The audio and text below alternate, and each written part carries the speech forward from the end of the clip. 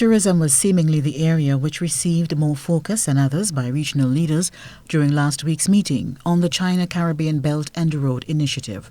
Peter David, Minister for Foreign Affairs, highlights that infrastructural development within tourism and increased airlift from China were the focal points of discussion from a Caribbean standpoint.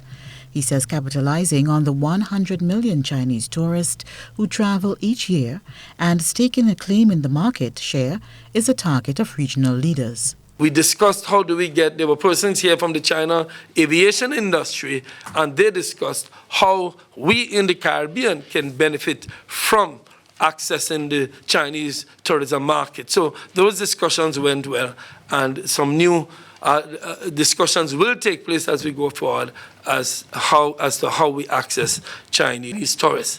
Minister David adds that North and Central America have already begun benefiting from flights from China. Thus, the Caribbean is following suit.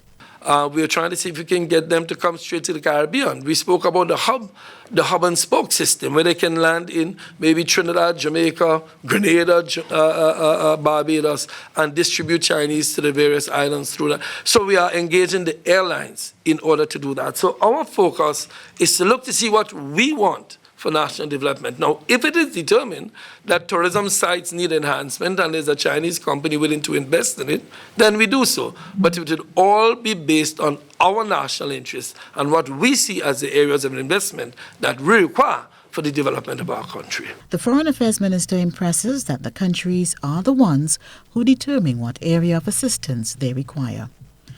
Joseph McKee-Smith, GBN News.